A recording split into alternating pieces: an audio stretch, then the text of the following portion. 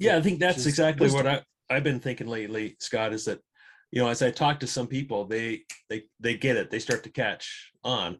And so the saying, the quote by Samuel Adams keeps coming to my mind.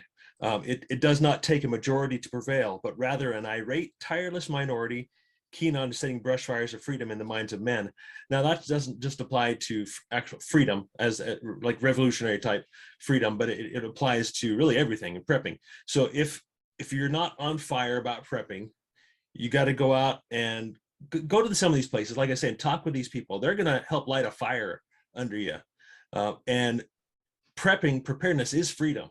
It absolutely is freedom. And then you'll start to pass that along to, I hope you can feel the energy in my voice and in my that's my mindset. This is the way I am all the time. And I have that fire under me all the time. And I'm hoping that it catches on to those who bump up against me and I have the opportunity to say something about it.